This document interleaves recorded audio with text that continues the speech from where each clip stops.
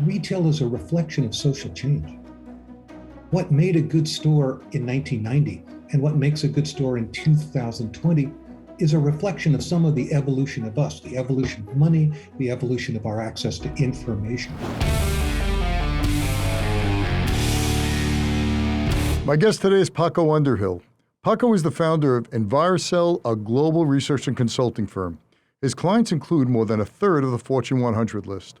Paco has been the expert behind the most prominent brands' consumer habits and market trends for the past 30 years. His latest book is titled How We Eat, The Brave New World of Food and Drink. I recently sat down with Paco and we talked about how our food, from where it's grown to how we buy it, is in the midst of a transformation. And he shared with me what will soon be coming to our kitchen table. Paco, thanks so much for coming on the show. I greatly appreciate it and have been looking forward to since we spoke last week. Charles, thank you so much for having me. The pleasure is mine to be with you. Outstanding. All right, Paco, you've written, your latest book is How We Eat, The Brave New World of Food and Drink. But before we get to any part of this, I want to talk about a book that you wrote close to 20 years ago that really became the Bible of how retailers set up their stores, and that is Why We Buy, The Science of Shopping. You wrote that book in 1999 or so, correct? That's correct. Part of what was interesting is in 1996, I was the subject of a profile by Malcolm Gladwell in The New Yorker called The Science of Shopping, which became one of the most reprinted pieces in New Yorker history. And I had agents knocking on my door going, "Is there a book? Is there a book?" And that's what came out. And that book is now more than 22 years old. It still sells 60 to 100,000 copies a year. It's out in 28 languages. And Charles, do you know what the largest market for it was last year? Simplified character Chinese, 40,000 copies. Wow, nice. Okay, so before we get into the book, I think the key thing here is a lot of what you bring to the game, no one ever really quantified before, which is how we walk into a supermarket, why we go to certain shelves, why we walk to the right. You basically had teams of people observe consumers' behavior and then came out with a science, if you will, of why we buy. Is that more or less right? That's correct here. When I stepped off, Charles, into the world of retail, almost by accident, merchants had two tools. One was the tools of media research, which was asking people questions. You could do it in a focus group, you could do it in a survey, you could do it online. But I knew, as somebody involved in environmental psych, that what people say they do and what people actually do is often different. And the second tool people used is sales research, which is very valuable, but it tends to be a catalog of your victories. And one of the key aspects to being a merchant is not just understanding where you're winning, but understanding where you're losing.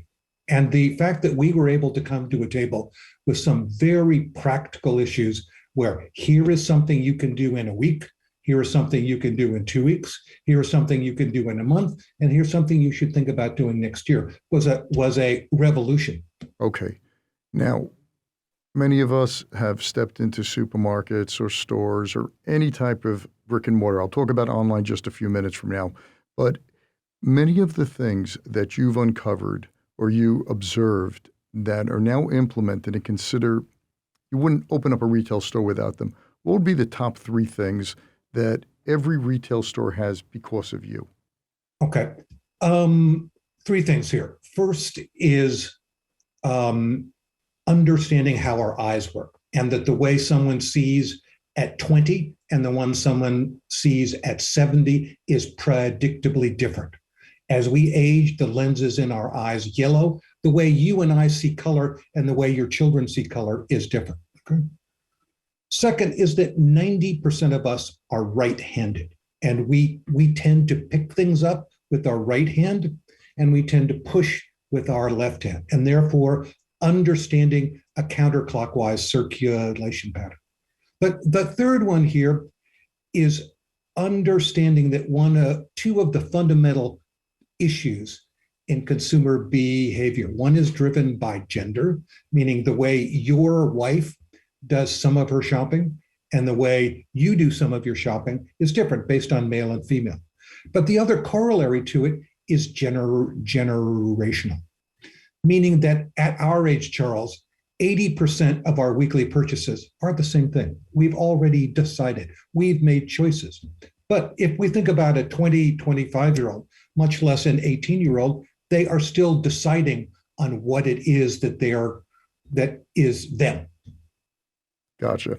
So now, quick question that just jumps to the front of my mind is I walk into Costco, and I don't know if that's a little different or what have you, but on the right-hand side, I know 90% of us are right-handed, but on the right-hand side are huge 65-plus inch TVs.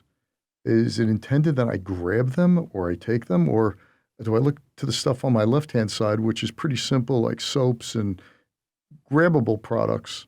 Why does Costco have huge TVs on the right-hand side as soon as you walk in the store? There's a wonderful expression in French, which is je vous propose. So much of what greets us at the door is to plant the seed of, oh, I never thought about that. Or I walk in the door and there's a huge display of Coke products. And I'm going, well, Coke's not on my list, but my kids are coming back from summer vacation. Do I want them drinking beer or should I get some Coke to put in their refrigerator? One of the keys of visual merchandising is to insert something in your head. And that is to get you thinking about it. What? That TV? That's amazing. It's huge. And it's only $800. And as you move through Costco, you start thinking about that TV. And maybe you don't get it then, but when you come back 2 weeks later, you go, man, I think it's time for me to get a new screen. Mm-hmm. So they're not looking for the impulse sale right there, as if they would have, let's say, candles or their famous brownies or what have you, or their corn muffins. They're basically, stores are manipulating you to plant ideas into your head so the next time you do come, or even maybe later on in the store, you'll come back and purchase that item. Is that more or less right? Charles, there's another complicated process here, which is that so much of the position on the floor is often driven by slotting fees, meaning that manufacturer, whether it's Coke or whether it's Sony or whether it's Samsung, has gone, I want to be up front and I'll pay for the right to be there. So part of those choices are both done by Costco, but they're also done in the negotiation in the home office across the buying table. Gotcha. So you came and you observed shoppers, really observed them, because you're right. Studies have shown all the time, people always overestimate how much they exercise and always underestimate how much they eat in terms of counting calories. So to trust people, what they say and what they do are two different things. Totally get that. So you observed them. You had cameras in the stores. You had all these things. My question to you is this, Paco. From a retail perspective, I totally get what you do. It's phenomenal. As a retailer, as a retail customer, how am I supposed to view all this manipulation? Are you sharing this information so I can learn to be a better shopper and to watch out for certain tricks out there? Or are you basically giving this book and this information to retailers to say, how could they get more money out of Charles? Well, part of what we have to recognize is that I tend to write books for a popular audience, okay? Meaning that, yes, Why We Buy is used in business schools and design schools, but it's also read by the broader public because it's an interesting and funny book. Part of what we have to recognize here is that the premise of a retailer is to sell you stuff, okay? I think about the history of modern retail, and it goes back to the founding of the department stores in the mid-19th century. Up until that point, Charles, a merchant expected you to buy if you walked in the door. and that almost all sales where you came up to a counter and said, "This is what I want." When the department store opened, people were invited to come in and look.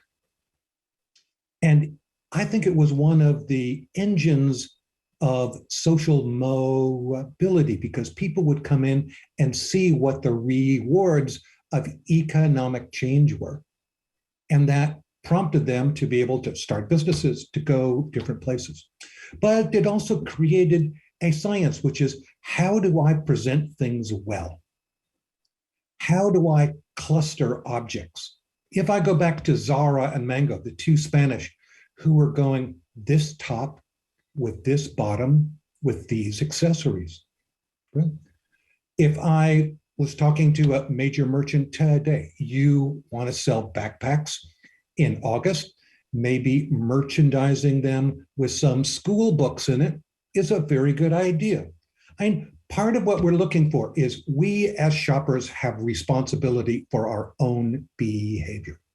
We have responsibility for what our purchase habits are. One of the aspects about being a mature person is going, I have some behavioral issues which I take responsibility for. Should I blame a merchant for somebody who has shopping sickness? The answer is, I don't think so. But in terms of being able to say, I'm going to make your shopping trip as enjoyable as I can. I'm going to make it easy for you to make your selection. I'm going to give you a basket to be able to get your stuff out. And I'm going to pay attention to the amount of time that you have to wait, because I understand that wait time comes in three forms: real time, perceived time, and some combination of the two. And if you like what you're being offered and you like how it's being offered, the chances are you're going to come back. But what actually goes in your basket and what goes into the trunk of your car is your decision. Got it. Okay. I want to step back a bit. One amazing businessman, which most people have no idea about, which I'm sure you're totally familiar with, was Saul Price, who passed away at 93 years old, started FedMart, Costco. Sam Walton learned from Saul Price. Costco was founded from Saul Price. This his amazing revolutionary way of looking at retailing. Here's a guy who just learned it on the fly. What made him so successful in terms of creating an environment where people, like you said, back in the day, you went up to a counter and there wasn't much ready-to-wear stuff. There wasn't, you were expected to, I'd like to buy 5 pounds of sugar or 3 pounds of this. What did he do that just changed everything? Charles, let me answer that question completely differently. Okay, I want to answer that question. If you go to Paris or you go to London, the role of being a merchant was a respectable profession. You had a long history of merchants selling to an aristocracy. If you come to the US, merchants and retail tended to be a category for a lower middle class immigrant family, because they were locked out of the broader world of banking and whatever by the fact that they were immigrants. So whether it's looking at Bloomingdale's or others, part of what you look at is merchants who had it in their bellies. Okay?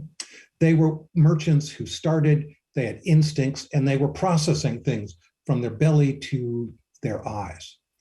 And I think of the person who started Costco, who invented Kirkland products and took the concept of a house brand to be something that you were ashamed of buying to something that you were proud to buy because it showed how smart you were, that you were spending your money well, not that you were compromising on what the quality of in that white box that you pushed up and that you were buying with food stamps. There is one of the things about American retail is that if you go back to its origins, from Bloomingdale's to Macy's to CVS to whatever, there is generally at the start an immigrant family who starts out and just grows it. And they do it by incredible hard work. They do it by leadership. One of the challenges, though, about American retail is that often when the founder goes, the resulting bureaucracy sometimes gets a little stale. We can look at, Sears or Montgomery Wards. We look at here at the US and we look at the lineup of the top 10 merchants starting in 1960, 70, 80, 90. A remarkable number of them, 10, much less 20 years later, are not there anymore. I think we have to recognize something, Charles, which is really interesting, which is there are biological constants that stay the same. And we just talked about them earlier. Aging of eyes, some issues of gender, our right-handedness, but also retail is a reflection of social change. What made a good store in 1990 and what makes a good store in 2020 is a reflection of some of the evolution of us, the evolution of money, the evolution of our access to information. I often say that retail is about birth, life, death, and compost. Compost. So you look at someone like Sam Walton, who revolutionizes retail. Pile them high and watch them fly. He comes up with that whole concept that he learns from Saul Price to take goods and cheap goods and just pile them up and just watch them sell. You don't have to put them out. Displays weren't that important, that kind of thing. These are all instinctual. These are just smart people just figuring all the stuff out. Oh, I wrote a biography of Sam Walton here, which for a magazine article, and it was a wonderful exercise for me to go back and read some of his thoughts and read some of his. Sam, I appreciated something that starting in small town America, he recognized that his core customer was a single mother raising her children. And the degree to which he could offer her the goods to be able to raise her family in a way that was healthy and well meant that everybody else would come too. And one of the things about Walmart is Walmart's done actually a very good job of evolving with change. It started off as a company, as you said, stack it high and watch him fly, because Walmart's success at his launch was trucking, was getting stuff to the store at the best possible price in the least amount of time and getting it out the door. Today, Bentonville is a remarkable small cosmopolitan city. Walmart has done a remarkable job of harvesting the best of their brands from outside the US, from Mexico, from India, from the UK, from China, and bringing them all in. And they've done a nice job about changing with time. And that the evolution of the Walmart store from where Sam started to where it is now is a reflection of good leadership and a progressive vision. So looking at the retail landscape, and you're right, if back you look at some of the oldest retailers, for example, Brooks Brothers started in 1818, Lord & Taylor started in 1826. These companies are no longer in the same form. Brooks Brothers dramatically changed. Lord & Taylor is no longer here. Macy's is still around. Bloomingdale's is still around. Saks is still around. Barnes & Noble started 1873. They're gone. Sears started in 1886. They're gone.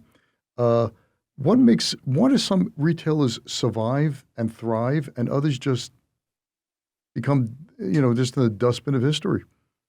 I think it's about understanding what should stay the same and what should change. And I think also within the 21st century is recognizing that there are a series of things that are evolving. First, the connection between our eyes and our brains, courtesy of screens, has shifted, and therefore understanding the evolution of sight. Second is the evolution of gender. I don't mean to make any religious or moral judgments, but one of the most seminal issues in our species since we tamed fire is birth control. We started off selling women food, cosmetics, and apparel, but I know now from having worked across the broad industry that whether you're a hardware store or whether you're a technology store, the presence of women on the floor is really critical. And that that shift here, I think, is a very interesting one. The third one is what is global and what is local, meaning that there are dresses that'll fly off the shelf in Dallas that nobody touches in Philadelphia. Okay, and understanding what that process is.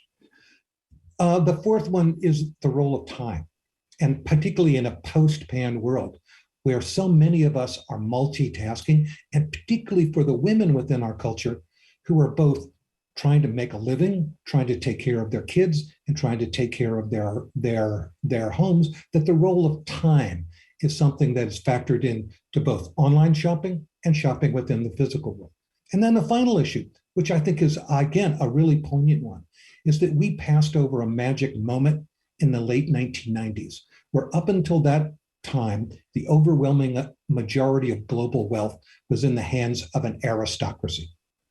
Today, if I look at the 20 wealthiest families across the world, 19 out of those 20 earned their money in the course of their own lifetimes. And whether you're talking about Jack Ma or Carlos Slim or Mukesh Ambani or Warren Buffett here, part of what that has meant in the context of retail is that often in order to sell, I also have to educate. Why does this thing cost one price and this thing cost 3 times as much? Those are all things that factor into the wonderful world of retail. And those guys who pay attention and start figuring things out and start going to the front lines and understanding that the line between the physical and cyber world doesn't exist anymore. It's being a merchant in the 21st century, I think of as the Chinese character for chaos is the combination of danger and opportunity. I'm sorry to interrupt you, but as an investor, and I'm always looking at all sorts of businesses, and retail's a pretty simple business to figure out. But I want to tell you, over the years, I have not been that successful finding retailers with staying power. One company I really, really liked back in 2004, 2005 was Bed Bath & Beyond. They were just a category killer. They were just doing everything right. And now they're just, they're on the seat of their pants. They're flying there. Their whole strategy, they just got rid of their CEO. Their whole strategy of cutting all these coupons from other brands. They brought in private label, which alienated people who were looking for Mikasa. People walked in, Right. They looked for the brands. So they just were so out of touch. And then you look at JCPenney, for example. You had Ron Johnson, who was brought in as the savior to JCPenney. He did a bang-up job with Apple, with the Apple stores, highest gross per square foot, destroyed JCPenney. And then you have Costco, and they're so much better than BJ's.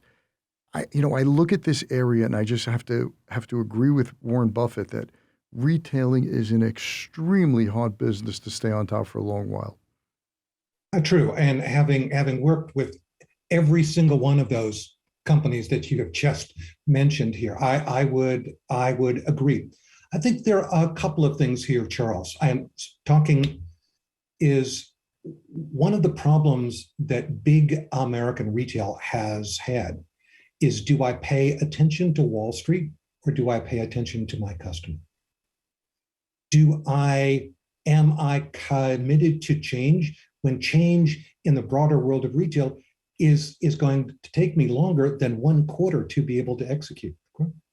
I know, for example, in the broader world of shopping malls, that I can go to the American shopping mall industry and point to what other people are doing in other parts of the world, where it isn't shopping, it's alls. It is where I can shop, I can work, I can recreate, and that the shopping mall may have a preschool in it.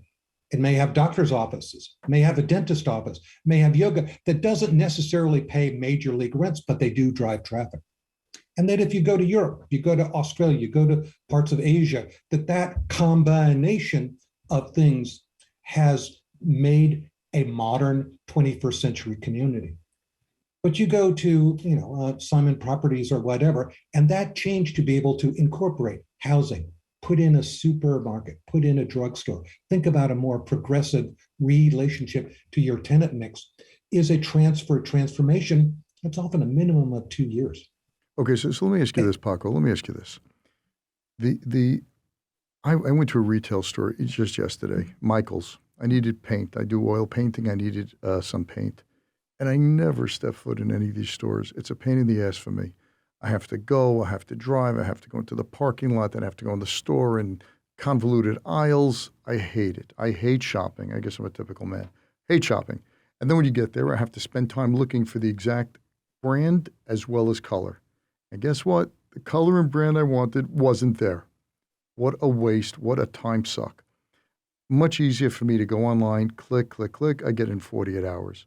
What is the future of retail brick and mortar? Okay. I think part of what we're looking for here, Charles, is recognizing that retail is both a place to shop, but it is also a modern distribution center. And that if we think about it, almost all of the online delivery services work really well in a gated community in San Jose, and they don't work particularly well in parts of Brooklyn, much less East St. Louis. One of the challenges that the broader retail industry has is looking at the distance between the truck bay in the back and the trunk of your car in front. We know that in the 21st century, with supply chain management issues, that I can take a typical Walmart, Costco, Michael's, and shrink it. I want you to do some of your pre-shopping online and be able to pick out the things that you want, but also to understand that while you may want the colors and whatever, that there are things about the paint, the paint brushes, much less the pre-stretched canvases that you would like to see before you buy. And understanding in that hybrid process is part of where our modern shopping is going to go. So you see this as a hybrid, which is obvious, right? Right. The growing of Amazon, the growing of e-commerce, and those companies that are able to do that and do it well, are this hybrid model. They're doing Right. well. Like for example, Bed Bath did not have a hybrid model. Their system was antiquated. I just know that because I still read their annual reports. Their systems were antiquated, as well as their pickup at the store. Their hybrid, you order online, pick up the store, was really terrible. So they're suffering. But you're telling me that I need a retail store, I need a retail a brick and mortar to do what now? I'm not understanding. Why do I need to go? Okay. I don't need to go to find India yellow paint to actually see it and touch it. I could order it. Don't like it, go and return it. In fact, I could walk into Kohl's for Walmart or go into, what do you call it, Whole Foods, and I could return there. They make it very easy to return. Why am I going through this whole process of going to a brick and mortar store? Well, some of it is recognizing that there are so many things, particularly for consumers who are younger than you are, okay, that are, I need to be able to go look. I need to be able to see what the range of stuff is. I need to be able to touch, smell, and whatever before I start to decide what it is. Just as we said earlier, when we reach a certain age, 80% of our purchases are often the same thing. And you ask the question, why do we need to go back to a store? But that is, again, going back to that question that we talked about earlier, which is generational issues. But you're telling me younger people are going to stores, are going to retail? Younger people are still hungry for that information to be able to help them make their choices. Really? Wow. I know my boys. I have boys ranging from 32 to 21. I don't think they ever. The only retail store I think they walk into is Apple. To get a product or to exchange a product or to fix a product. But everything else, if they can order it online, and the store's down the block. I have one son who literally lives maybe 50 feet away from a Target's, and he orders from Amazon. He says, I don't even just come. The doorman takes it, goes downstairs, finish. I'm done. And he uses all these other stores as return places. Okay. Well, Charles, lucky that you have boys. I have one girl. I have stepdaughters, and do the stepdaughters go into stores? The answer is yes. I think we have to recognize here that one of the things that retail is a reflection of social change. We also have to recognize that even before the pandemic hit, that the U.S. was overstored, Oh my gosh, and overstored that is overstored yeah, over is was that's an overstored. That we understatement. need. It was an Okay, understatement. You had so many brands that stores that were just. I used to look and I used to tell my wife when they came up with this business plan, what were they thinking? This store's not going to be. She goes, oh look, there are people there. I go, of course there are people there. They're dropping price in order to attract customers. It can't. And these stores have just gone away, and it became niche after niche after niche, and got small. It's just ridiculous, absolutely ridiculous. yeah, you go out. There are a lot of vacant strip malls and a lot of vacant, B and C malls out there, and it's a reflection of being overstored. But I think it's important to recognize, Charles, that we still consume stuff. We still need to be able to see stuff. We still often need, we are a analog species in that we still need to touch, smell, and taste stuff. And yes, I can order it and return it. But if you live in an urban setting, or you live in East St. Louis, or you live in Harlem, in that the act of being able to do that is very, very different than if you live in a suburban community in New Jersey. That's true. I'll grant you that. I'll grant you that. So let me ask you another question, Paco. You and I sit down for lunch and we draw on the back of a napkin because I'll supply the money, you supply the brilliance. Paco, you're the retail master. No one knows this market as well as you. In fact, you wrote the book on it. Okay, now I want you to come up with a brilliant idea of for retail, of a product we can sell, how we design the store. It's all up to you. What would that be? What would it look like? I think one of the things that is very interesting that I've seen in other parts of the world is doing a better job of bundling. Explain. Okay? Bundling means that if you walk into IKEA in the US, you see this dresser, this bed, this whatever. If you walk into Etna, which is the Brazilian knockoff of IKEA, there is a price on each object. There's a price on the room. If you come in and love the room, we can do it for you. So wait, And we what can you say? put, You're saying IKEA, right? That's you're just pronouncing it different, or that I'm yeah, looking at a different store. well, uh, uh, this is the way the Swedes pronounce it is IKEA as opposed to IKEA. Okay, so I'm American, so I'm looking at IKEA. Okay, good. If I say Okay. IKEA, I don't think anyone's going to tell me where the heck that is. Okay, so I went to IKEA. You're telling me IKEA and this other store name, what was the name again? Etna. Etna. It is a Brazilian knockoff. Okay, so you're saying Etna is basically packaging the room, this room for $4,000, and IKEA is giving me the Billy Cubbies and the whatever name they call something else. They're giving it to me piecemeal. So you're saying that That's correct. all That's IKEA has correct. to do to be more progressive in terms of progressive, what a bad word, and to be more forward in terms of their retailing is to come up with a one package price for the living room. Is giving people that option of being able to walk and say, I love that room. And they go, well, you can buy that whole room at this price. Just in the same way, for example, is wouldn't it be better in the apparel industry in the 21st century to be able to organize stores by size rather than by brand? So I have a store of just So extra large. I want extra large you have polo a store shirts. that might, or particularly in the women's apparel business, is this is a store that specializes in sizes 10 through 16. So you're telling me there was none of that? There none of these junior stores that they used to have, these junior retailers or these. Well, part of what it is if you go into any department store or whatever, it's all organized by brands or outfits rather than going, man, if I'm in a crush for time, I want to be able to go in and say anything in this store would is probably going to fit me. So I can spend my time picking out what is good for me. Okay, so your I best think idea, Paco, for our business idea for Paco and Charles's venture.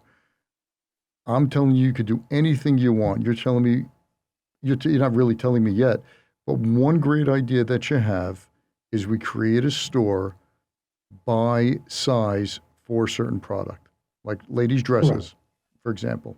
right? And we Correct. females, Or would it be the I females? would, Would it be the females because they shop more if we had the choice? well, females are one of the evolutionary things within the context of our broader order, is that females are stepping into professions where they need uniforms. And for a man stepping off into the world of employment, uniforms are reasonably easy. It's pants, it's a Oxford cloth shirt, and it's loafers or something. If you're a woman and you're stepping off into the world of banking or insurance or something, the prerequisites are different, and the way you're judged are different. And that often it is not only is it the outfit, but it is the accessories that define who you are. For example, let me just give you an example. If you go in to often a jewelry store in the Middle East, there is often a dressing room in the jewelry store, meaning that they have recognized that their client isn't a man buying for a woman, it's a woman buying for herself.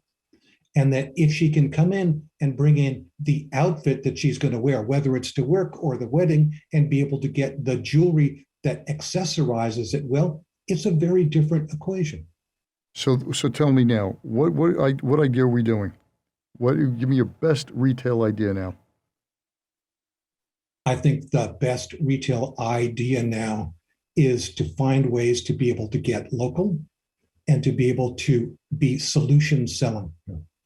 And that solution selling is something that's going to attract somebody away from the Amazons and whatever, where they're frustrated about what they're getting and their limited selection that doesn't always have to do with what it is that they're looking for.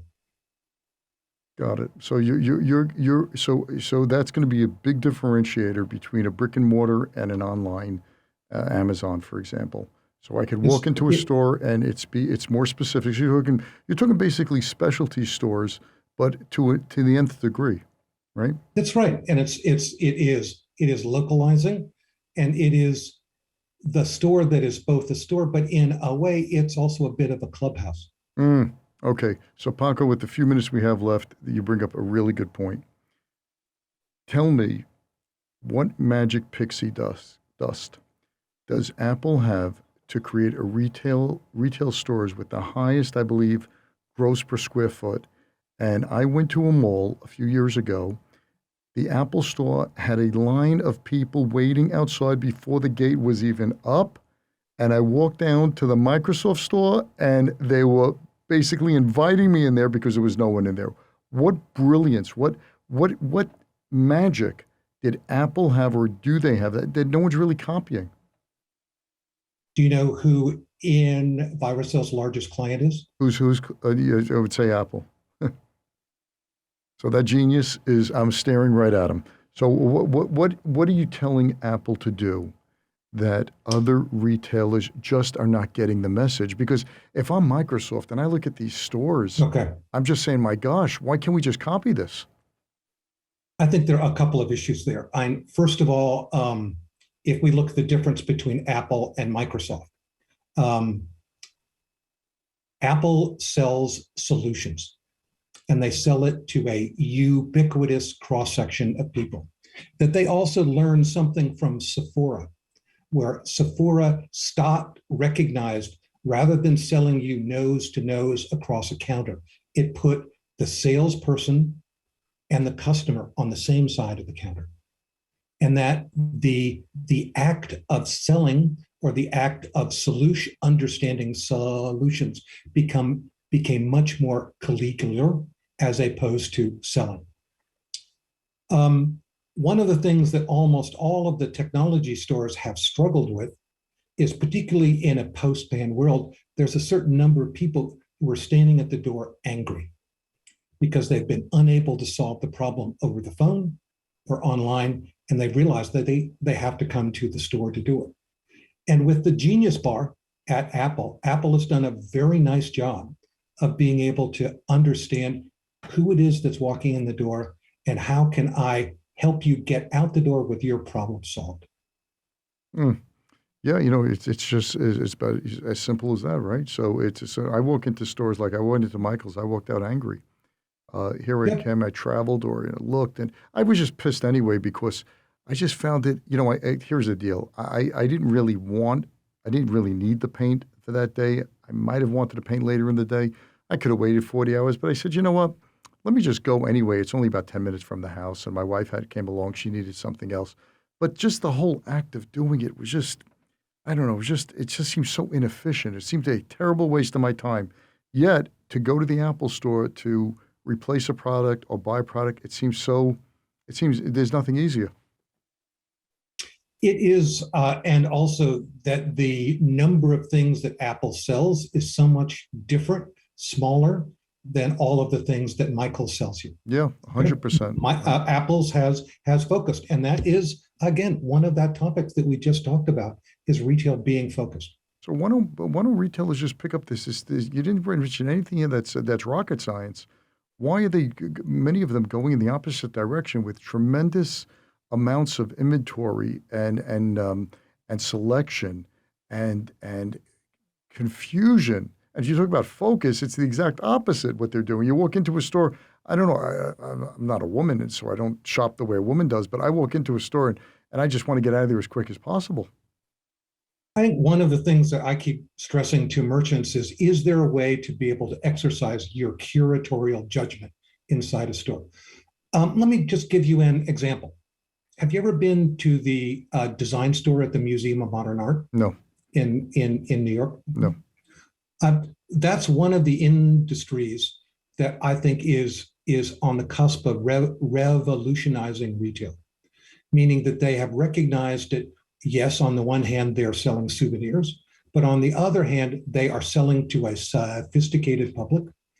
And it is a combination of the buyer picking potential items out and the curatorial staff collaborating. Wait, hang on a second. Is this the store? Because I remember there used to be one at JFK where they have like ancient Egyptian, I don't know, vases that are modern that you could, replicas. Is that what it is?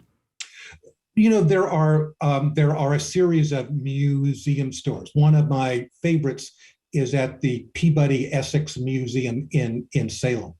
But you go to the Museum of Modern Art, you go to the American Museum of Natural History.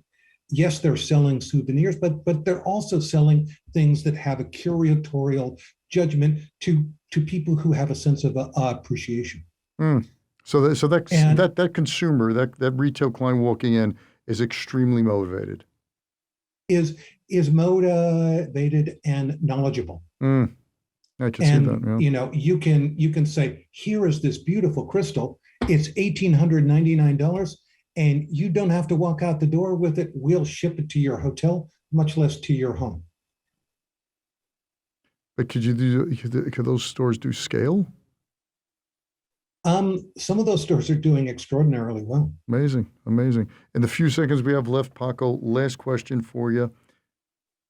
Which retailer do you think is at the top of their game and should do well for the next 3 to 5 years, doing everything right? Well, obviously we have talked about some of them here. We have talked about some of this, so you're not going to piss off any of your clients. I got you. Okay, I'm a happy customer of Costco. At my age, I talk about buying smart. Am I buying Kirkland products? Yes. On the other hand, I wish at Costco that there was a Kirkland section so I could shop all the Kirkland products all in one place. By the way, brilliant. Kirkland, I think, is 25%. That's Costco's private brand. They do 25 to 26% private label, much better margins, and their products are fantastic.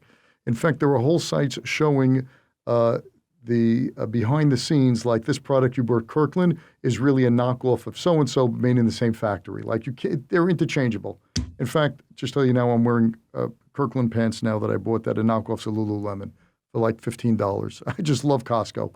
That store is just absolutely amazing. There are people who follow her on Instagram who constantly are putting updates. It's the treasure hunt, but the display, I can't speak enough about Costco. They're just such a fantastic store.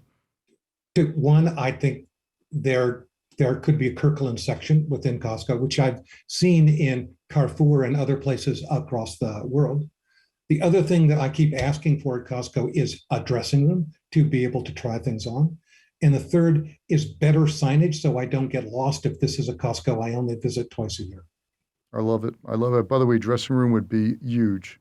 Would be huge. I don't know why they don't have one, but I guess they want you to come back. If it doesn't fit, come back. Every time I've ever returned anything, I've always spent more money on the way out. It's just absolutely amazing. Everything I've ever returned, I get the thing, they put on the credit card, and I'm there ready. And of course, you need another 36-pack of Coca-Cola. But that's it. Folks, the name of Paco's latest book is How We Eat, The Brave New World of Food and Drink. This is the man. If you want to know anything about retailing, I highly, highly recommend his books. They're enjoyable. Paco, it sounds like you wanted to be a screenwriter at one point. I'm reading some of these here. They sound like plays. You actually have the script. You know, Charles, Simon and Schuster did a great job hiring actors to do the audio version of that book, where actors are playing out that script. And the answer is yes, I am working on a script. Beautiful. About Outstanding. something completely different. Outstanding. Ladies and gentlemen, the amazing Paco Underhill, How We Eat, The Brave New World of Food and Drink is his latest book. He also has a fantastic book that's been out for 20 plus years and a couple of revisions already, is Why We Buy, The Science of Shopping. Paco, thanks so much for being on the show. I greatly appreciate it. And I could speak to you for hours here. Thanks so much. Charles, my pleasure. Thank you. Great, man. Thanks for listening to this episode of The Charles Mizrahi Show. If you're a new listener, welcome. If you've been listening for a while, we're glad to have you back. Either way, we'd love to know what you think of the show. Please leave a review if you listen on Apple Podcasts. Reviews make it easier for others to find the show. You can also see the video of the interview on the Charles Mizrahi Show channel on YouTube.